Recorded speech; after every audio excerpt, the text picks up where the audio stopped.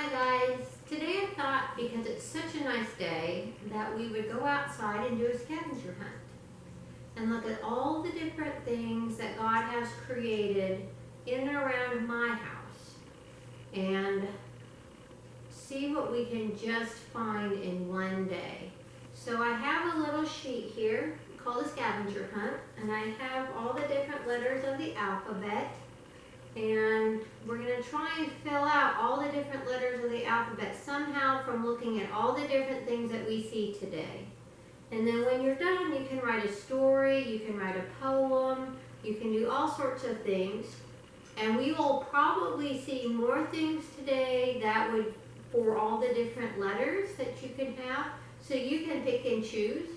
I can't hold these things and my camera at the same time, so I'm going to take all of the pictures and talk about them, and then I'm going to fill this out at the end and I'll show you what I put on mine. And then you can always upload and show us what you put for yours, or you can redo it and you can watch all of the different segments as many times as you want, or you can take the mute button and mute me, and then you can watch it and see how well you do. So I'm going to go get my sunglasses and get the camera, and let's head on outside. Okay, so we have these two holes made by woodpeckers, and a starling just flew in the top one up, and it just flew out. It's feeding its baby birds. So there's one thing on our scavenger hunt that we get to see Mother Nature feeding birds. Let's see if somebody comes out again.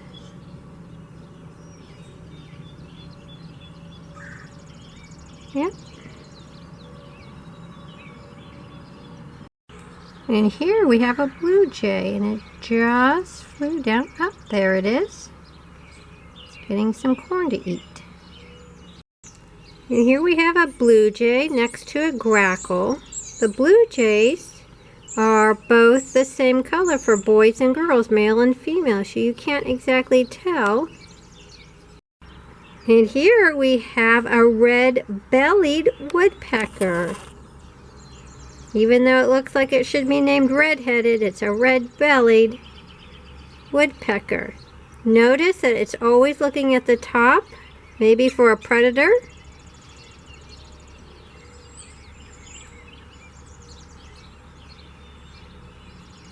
Maybe it'll speak for us.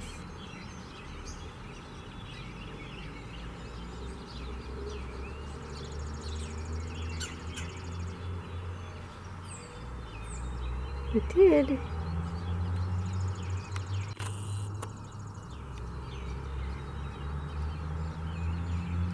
It's enjoying its corn.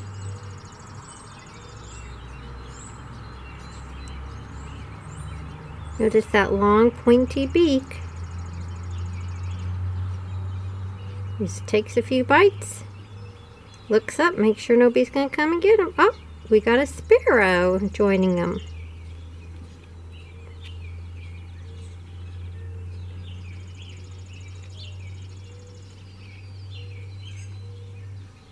He's enjoying his corn.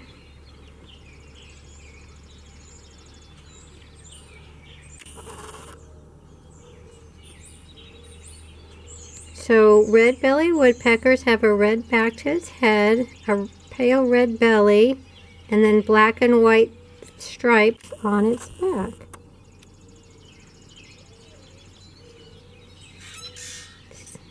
He's showing us right now.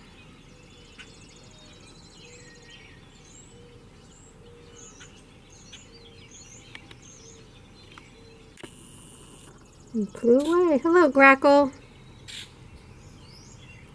Grackles have an iridescent blue head and a brownish body, and they are bigger birds, and they will decimate a feeder.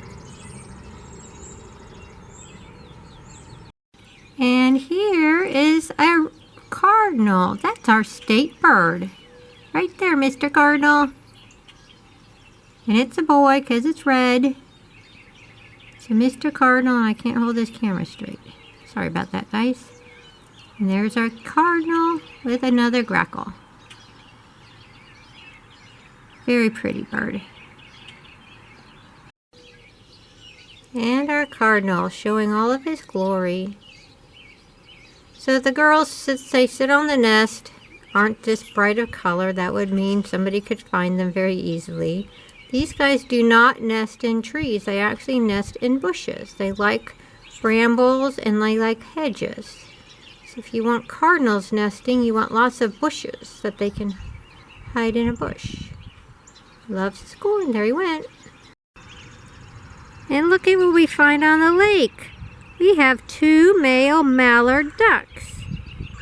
They have greenish heads, and you can see that little curl of a tail at the tip. The females are brownish because they lay on the nest. We haven't seen any females, but look, we've got 2 male mallards. They are social, so they like to have others around. Now remember the other day we talked about dogwood trees? This is a young dogwood tree. So just a little squirt of a tree, and look, it's got 2 flowers. One about 7 o'clock, and the other one is about noon, but it's on the other side of the tree. Pretty cool baby dogwood tree, planted by the seeds from some birds eating them from the other ones. Okay, so we have a chipmunk in our corn feeder, and chipmunks, if we can find him again, we got a couple grackles. Oh, there you are. They have a short tail, and they are kind of like a gerbil. They have cheek pouches in which they stuff their food to take back to their den. Sometimes they sit there and eat some. The other times they just shove it back in their cheek pouches, leave, and come back for some more. Are you going to show your cute little face? Yep, there you are. I spot you. So we can check that one off for one of our nature field trip items.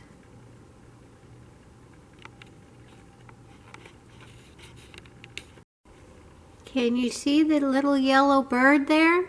That's the male goldfinch. They eat little tiny seeds, and they typically will have their nest later in the summer when seeds from annual plants start producing, or when flowers from annual plants start producing their seeds. Just picking out of the flower head some stuff to eat. So that's a male. In the winter, they will look like the females, which are brown.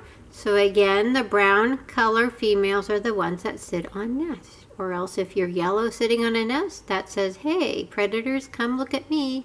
Come and get some free eggs. So that's an American yellow goldfinch.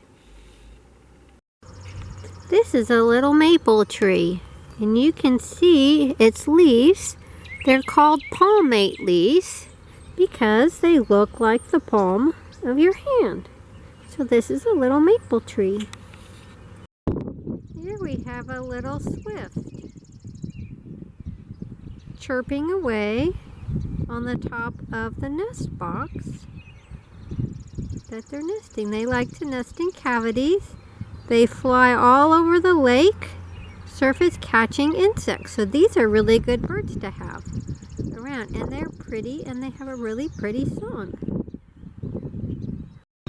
So here we have some turkey tail fungus, or is it false turkey tail fungus?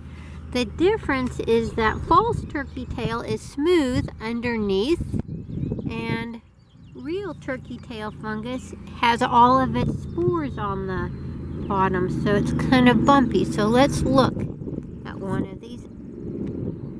Can you see the bumps? That tells us that this is real turkey tail fungus. That's where all the spores, the baby fungi, will come out of. Pretty cool. Turkey tail fungus. Looks like the tail fan of a turkey. This is a peony. This is our state flower. So you can see where the little flower buds are, those little round balls. Ants love these plants too. But this is our state flower, the peony. So this big tree here is called a bald cypress. It is one of the few evergreens that loses its leaves in the winter. And here its green leaves are starting to get bigger. Now, these guys like to live near water, and you think, well, how can you live near water? And there's my dog swimming in the water. If your roots are all wet, can you not, they can't breathe? Well, yes, they can. They put up these knobs. All these knobs help get oxygen to the tree. Trees often, if they're in too much water, have other ways to get the oxygen that they need to survive. They can't live underwater either. So this is a bald cypress. It is a big tree. Do you hear them? Here comes some geese, some Canada geese landing on the lake. There they are. I'll go show you from another view here. There's our Canada geese. There's a lovely pair. And again, just like blue jays, males and females look just alike. And they work together to raise their goslings, which are baby geese. Very pretty Canada geese. This is a redbud tree. It is a legume, and that means it's related to peanuts and soybeans and peas and beans. And the best part of this tree are the flowers. You can actually eat them. They taste like raw peas, so if you like that, feel free. But if you're allergic to some of those legumes, you want to be careful. Oh, and look at the bee. It's a little blurry. Bees are around them, so that means it's also a pollinator tree. Yay for pollinators. Gotta feed the bees. So this is a white pine tree. And you can tell a white pine or a lot of the other different pines from each other. And we're gonna get up here real close. Bye. And it's windy. By the number, I don't know if you can see this because it's windy. Oh, windy, windy, windy. Okay.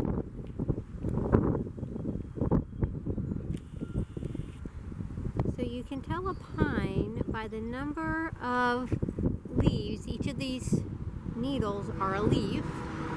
How many leaves come out of a little cluster?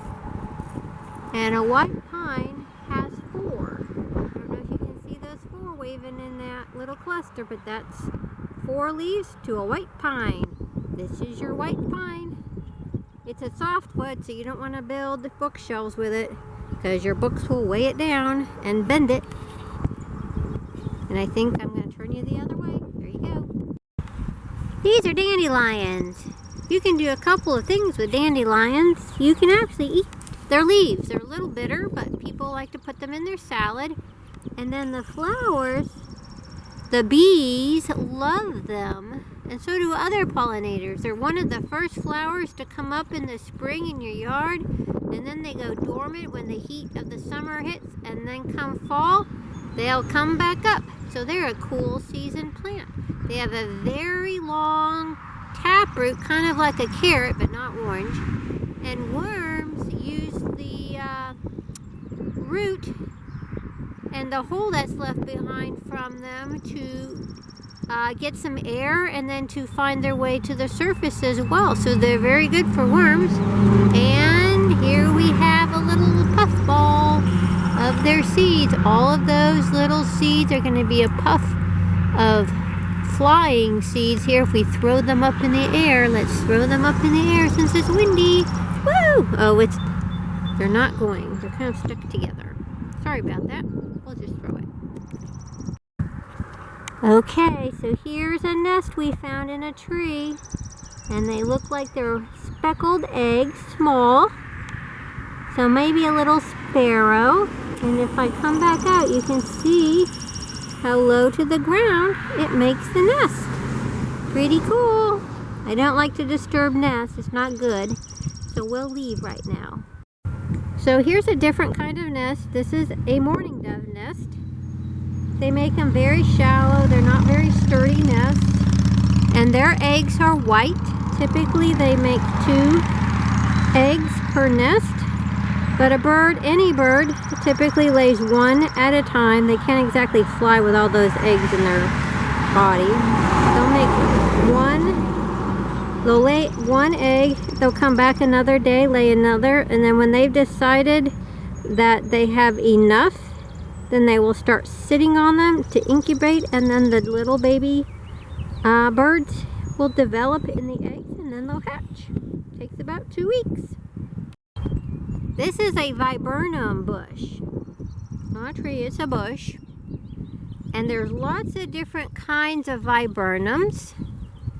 But what's neat about viburnums is if you look up clearwing moth or hummingbird moth, you'll find that they lay their eggs on viburnum bushes. So that means the viburnum bush is a host plant for the hummingbird or clearwing moth. But it's also a nectar plant because it produces flowers this time of year and provides some nectar and pollen to different pollinators. Probably bees being one of them. Gotta feed those bees. So I was showing you this white pine that we saw earlier, and I didn't see this until I just walked by. See the nest up there? That's a robin's nest. They use mud and grass and twigs to make a very sturdy nest, and it will last for years. They won't reuse it, but they'll last for years. Okay, we're going to try and sneak up on something here. I usually don't like to disturb things, but this is too cool. This is something I've been watching out of my kitchen window the past couple of days. And maybe somebody will fly out here. We know who that somebody is. I think she's in there, or he's in there. Maybe not. Nope, nobody's in there right now. But, oh, did you hear it? That was a robin bird. That's an American robin nest. And I bet she's probably got some eggs in there. And that's her chirping. She says, get away, get away. So that's what we're going to do. We're going to leave now. And that's too high for me to show you. So we're gonna leave this nest. Now as we leave, I just want to tell you a few things as we walk back to leave Mommy Bird alone about birds. Now when they're in the nest, they're called a nestling, and they have that cute little fluffy feather downy stuff. And then after about a week being in the nest, they'll start to get some adult feathers. That's a magnolia tree. And then after about 2 weeks, they will get out of the nest, and we call that a fledging. That's when a lot of people say, oh, the baby bird's out of the nest, I need to take it in. Actually, a fledgling is learning from his parents how to find food on the ground. And so you can actually listen to the mother and the father and the baby birds call back and forth to say, here I am, come and get me food. And it's pretty darn cool. So you have the egg, the hatchling, the nestling, and then they'll off to fly, and that means they're on their way to becoming an adult. Pretty cool. Okay, this is a beehive. Can you see that it's active? We're not going to hang around here very long because we don't want to get stung. Not that we would. Bees are typically very nice, unless you have some of those nasty bees. So here's a beehive. That's why we got to feed the bees with all the flowers. Got to feed those bees. Here we have Daisy walking towards a brush pile. We use brush piles to provide shelter for rabbits, snakes, mice, possums, other critters, frogs, salamanders, toads, things like that. So if you have debris on around your yard, you can make even a little brush pile, and it will be protection for others. And birds love looking through brush piles for worms and other bugs to eat, because that's what they've got to feed their babies. And they get nesting material. So here's some more fungus. This is jelly fungus. It's kind of dried up. It likes it when it's moist. But this is pretty cool fungus. Fungi, fungus, they're all decomposers. So that means this branch is dead and it's breaking it down, which makes really good soil. Here we have lichen. Lichen is part fungus, part photosynthetic critter, which means it's a symbiotic relationship. And not fungi, but lichen come in a couple of different shapes. This is foliose because it looks like they're leaves. Maybe we'll find some crustose, or what we call fruticose. That would be branching. Crustose is just crusty. And look at what we got here. We have crusty lichen, the light green. The green stuff here is moss. Moss is pretty cool stuff. I like moss.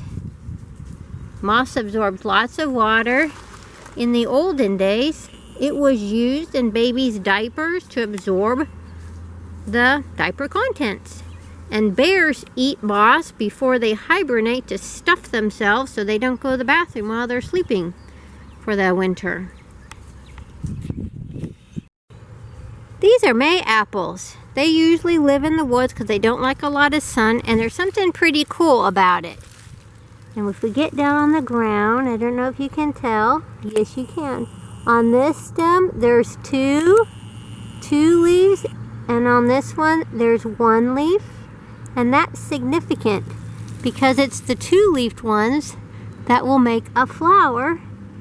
And here, as you can see, is a little flower bud right in the middle there. Those are May apples. Okay, so we've seen our state bird, our state flower, so might as well look at the state tree. It's the tulip poplar. And you can see its leaves budding out. They're not real big, and they have some pretty cool flowers on them. So this is our state tree, the tulip poplar. Okay, I told you maybe we'd find that third type of lichen. Here it is. It looks like little branches. This is fruticose, and look what's near it. Foliose, looks like leaves. You can see how much the fruticose comes up above the trunk of the tree versus the foliose. Pretty cool stuff. Okay, here's another stop on our scavenger hunt, nature walk. And there's a couple of things in this tree. Here is an old nest from a couple of years ago. And do you see these little light colors on the ends of the branches? That's the new growth for this year. So this is all the tree that will grow this year. This will expand out. And then, do you see pine cones? Pine cones carry the seeds for these trees. So when they open up, they release their seeds. Pretty cool.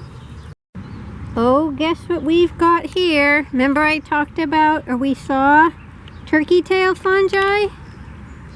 This is false turkey tail fungi. Remember, it would be smooth underneath. And if I can get one to show up here, it is completely smooth. It doesn't have the bumps. So this is false turkey tail versus the real turkey tail fungus that we saw earlier. Okay, this might be an odd one on a nature scavenger hunt, but I see shade. Shade temperature can be 5 to 10 degrees difference between in the shade and out of the shade. So when you're hot, find some shade. Here is an American robin. We've seen a robin's nest, and we've seen the robin well, sort of leave the nest. And we've seen an empty nest that was made by robins. So this is an American robin. Males and females look similar, except the female has a light red chest. And look at all the food it's getting up to eat out of the yard. This is the American robin. Pretty bird. Okay, let's see who we spy up in this tree. I don't know if you can make it out. I'm trying to find him.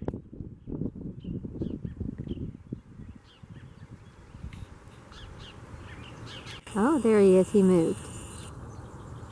Can you see who's up there? This is a test to see if you can remember who we saw. There's his head. Who is that? Do you remember? That is the red-bellied woodpecker up in a tree. Now, how did we spy that all the way back here? Can you find him? There he is. Come into focus. There he is. The red-bellied woodpecker. They have specially designed feet to be able to climb on trees. Pretty cool. Wow, wasn't that so much fun?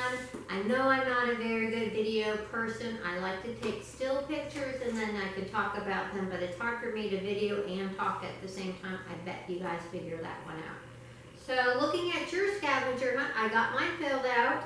So I did, I did May apple, and for M, since I didn't use May apple for M, I used mallard ducks for M. So there's always some letters on here that are so hard, like Q and X and Z. So Q, I put quick chipmunk. Those chipmunks are pretty quick. They're pretty cute too. And X, I put brush pile for extra habitat. And then for Z, I put backyard zoo, which we were all around all of our yard today. We were in the front, we were in the back, we were on the sides. So just a plain old yard zoo. So I hope you had a good time today. And you can do this at home too. You might think, well, I don't have all those cool things. Well, I created a lot of that habitat for those cool things. So God gave me the wisdom to be able to make the habitat, and then they will come. You've probably heard the saying, if you build it, they'll come. And yeah, they will. So you can do some simple things around your house to get all the different critters that we saw today, because none of them are specifically unique. Except maybe the geese and the mallard ducks, because they need water. But you can find them on land too. So I hope you had a great time. Let me know if you want to do another scavenger hunt, because another day brings a whole bunch of new different types of critters that God created. So be blessed, bless others, and be good.